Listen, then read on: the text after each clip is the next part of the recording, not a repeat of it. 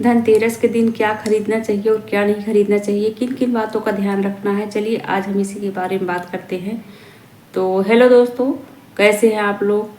चल आज हनुमान जी की कृपा सब पर बनी होगी। तो चलिए आज हम आप लोगों को बता रहे हैं कि धनतेरस के दिन ऐसा कौन सा उपाय करें कि हमारे घर में माता लक्ष्मी का प्रतिवर्ष आगमन हो और धन वैभव की हमारे घर में कभी कमी ना हो। तो धनतेरस के दिन क्या क्या उपाय करना है, कैसे पूजा पाठ करना है, क्या खरीदना है, क्या नहीं खरीदना है, इन सारी चीज़ों के बारे में आज मैं आप लोगों के साथ शेयर करूंगी। और कुछ 5 चीज़ें ऐसे बताऊंगी आप लोगों की जो कि आप लोगों को प्रतिदिन आप अब दीपावली आ गई है, दीपावली से ही आप लोग ध्यान में रखिएगा। जो जिन लोगों को नहीं मालूम है, जो लोग ये प्रतिदिन 5 कार्य अपने घर में नहीं करते हैं, वो आज इस वर्ष ये दीपावली पर 2024 से ध्यान में रखें कि 5 कार्य प्रतिदिन अपने घर में करें, जिससे उनके घर में कभी लक्ष्मी का वास नहीं होगा, लक्ष्मी का आगमन होगा और धन वैभव का भंडार भरा रहेगा। तो करना क्या है, चलिए वीडियो में बढ़ने से पहले आप लोग वीडियो को लाइक कीजिएगा, चैनल को सब्सक्राइब कीजिएगा, बेल आइकन प्रेस कर दीजिएगा, जिससे ऐसे ही वीडियो का नोटिफिकेशन आप लोगों तक पहुंचता रहे।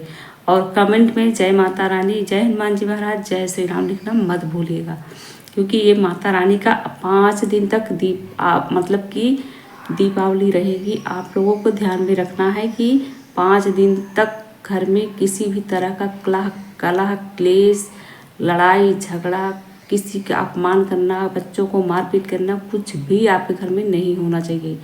क्योंकि अगर आप पूजा पाठ नहीं करते हैं तो भी चलेगा, कुछ खरीदते नहीं हैं तो भी चलेगा, लेकिन अगर ये सारी चीज़ें तो बिल्कुल भी नहीं करना है। घर में लड़ाई झगड़ा वगैरह 5 दिन तक बिल्कुल भी नहीं करना है, क्योंकि दीपावली 5 दिन तक मानी जाती है धनतेरस से लेकर के।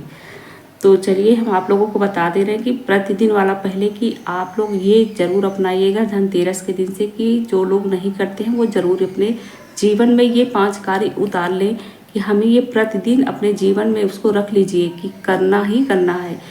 तो पहला नियम आप लोगों को धनतेरस के ही दिन से आप अपना लीजिए कि क्या करना है। जब आप सुबह ब्रह्म मुहूर्त में प्रतिदिन उठना शुरू कर दीजिए। जो लोग बिस्तर नहीं छोड़ते हैं, सुबह वो ब्रह्म मुहूर्त में उठना शुरू कर दें, क्योंकि सूर्योदय के बाद उठने से बहुत ही दुर्भाग्य का कारण होता है। इसे सूर्योदय के पहले ही उठें और उठने से पहले सबसे पहले अपनी दोनों हथेली को देखें, क्योंकि हथेली को देखने से पहले अगर हथेली को नहीं देखते आप तो उठते हैं तो सुबह सुबह कुछ ना कुछ किसी न किसी चीज़ों पर आपका नज़र पड़ता है, मोबाइल पर पड़ जाता है या फिर किसी चाकू कैंची वगैरह कुछ भी चीज़ों पर आपकी नज़र पड़ जाती है। तो उससे पहले आपको अपने हाथ को देखना है और हाथ को फिर उसके बाद रगड़ना है और अपने चेहरे पर लगाना है थोड़ा सा।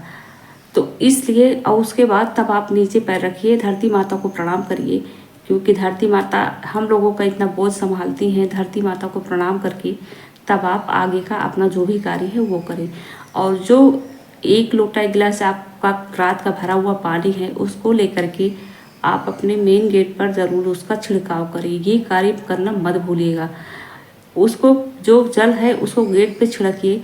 और हर गृहिणी को ये कार्य करना बहुत ज़रूरी है। अगर आपके घर में मेड भी लगी है तो भी आपको ये कार्य करना है कि मेड का जो काम है आप उसको करने के लिए छोड़ दीजिए। लेकिन ऐसा नहीं कि आपके घर में झाड़ू वगैरह नहीं लगा है, आप चाय नाश्ता कर लिए हैं, ये कार्य नहीं करना चाहिए। सबसे पहला काम हर गृहिणी को, चाहे वो किसी भी पोस्ट पर हो, किसी भी पोजीशन में हो, वो अपने हाथ से अपने घर में झाड़ू लगाए। सुबह ब्रह्म मुहूर्त में ही उठ करके अपने सारे घर के मेन डोर खोल देना है। अब इतना ज़्यादा सुबह उठ करके भी नहीं कि 4 बजे आप उठी पूरे घर का मेन गेट खोल दी, क्योंकि आजकल खतरा भी होता है। तो खतरे से बच करके ये कार्य करना है। कुंडी आपको अपने घर की खोल देना है, खिड़की वगैरह खोल देना है और मेन गेट खोल देना है। ब्रह्म मुहूर्त में ही खोल दें, क्योंकि ये बहुत ही ब्रह्मांड की शक्तियाँ इसमें शास्त्रों में कहा गया है कि जो ब्रह्म मुहूर्त का समय होता है ये बहुत ही अलौकिक है।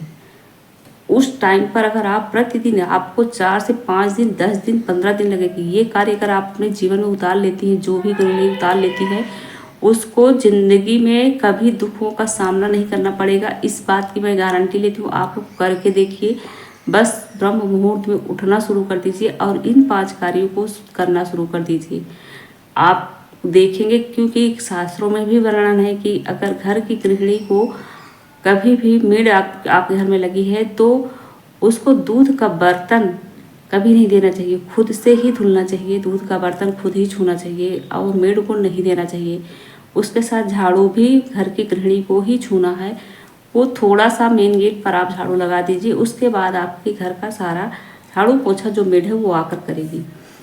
लेकिन ऐसा नहीं है कि अगर आप मेड लगाई है तो बिल्कुल भी आप झाड़ू ना छूएं, बिल्कुल भी आप झाड़ू, क्योंकि झाड़ू से ही लक्ष्मी माता हैं। और आप घर में अगर मेन गेट पर झाड़ू लगा देती हैं, ये नहीं कि बहुत ज़्यादा सफाई ही करिए, लेकिन हाँ जो एक नियम होता है उसको आपको फॉलो करिए।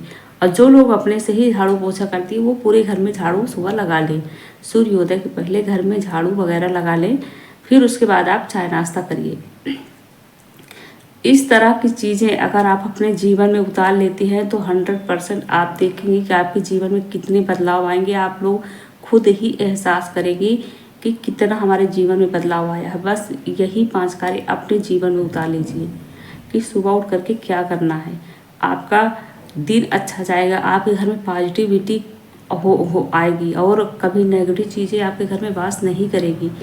तो इस तरह से आपको पॉजिटिव चीज़ें देखने को मिलने लगेगी।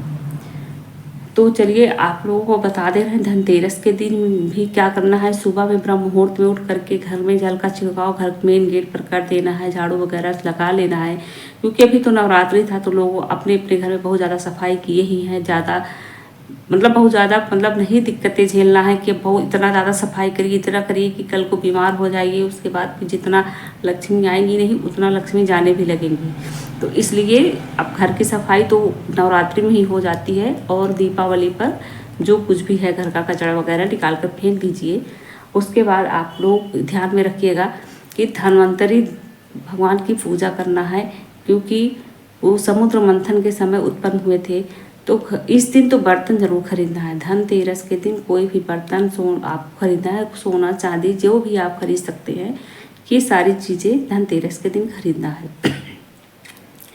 तो धनतेरस के दिन लोहा वगैरह कभी मत खरीदिएगा, लोहे की चीज़ नहीं खरीदनी चाहिए। आप सोना चांदी सिक्का और क्या कहते हैं बर्तन और ये सारी चीज़ें आप खरीद सकते हैं। बर्तन में पीतल वगैरह का बर्तन खरीदिए, भगवान के पूजा पाठ का सामान खरीदिए। इससे क्या होता है और मेन चीज़ क्या होता है, धनतेरस के दिन ये चीज़ खरीदना मत भूलिएगा, झाड़ू और नमक और धनिया, सूखी धनिया आप खरीदेंगे, धन्वंतरी भगवान को चढ़ाएंगे। उसके बाद उस धनिया को अपने घर के गमले में और आपके पास अगर जगह ज़मीन है जहाँ वहाँ लगा देंगे। जितना ही वो धनिया लहराएगी, जितनी घनी निकलेगी, आप समझ जाइए कि लक्ष्मी माता आप पर की कृपा आप पर बनी हुई है, लक्ष्मी माता आपसे खुश हो गई हैं। तो धनिया इसलिए खरीदी जाती है। और उसके बाद पूजा पाठ करिए शाम को, जैसे कि ये छोटी दीपावली एक तरह से मानी जाती है। तो झाड़ू खरीदिएगा और झाड़ू को दीपावली के ही दिन यूज कीजिएगा। झाड़ू की पूजा की जाती है। झाड़ू की पूजा करने के बाद आप दीपावली से इस्तेमाल कर सकते हैं। और पुरानी झाड़ू जो आपके घर में है उसको शनिवार के दिन घर से बाहर निकाल दीजिए, क्योंकि दीपावली पर तो घर पे पुरानी झाड़ू बिल्कुल रहनी ही नहीं चाहिए। इन सभी बातों को अगर आप ध्यान में रखकर धनतेरस के दिन से आप अपनाते हैं तो आप लोगों की ज़िंदगी से सारे कष्ट, सारी दिक्कतें, सारा धन का अभाव जो भी है सब दूर हो जाएगा। तो वीडियो में आप लोगों को अगर वीडियो पसंद आई होगी तो प्लीज़ लाइक कीजिएगा और शेयर कीजिएगा और चैनल को सब्सक्राइब जरूर कीजिएगा। जो भी क्वेश्चन होगा कमेंट में पूछ सकते हैं। मिलते हैं नेक्स्ट वीडियो में। आज की वीडियो बस यहीं तक। बोलो सिया बलरामचंद्र की जय, माता लक्ष्मी की जय।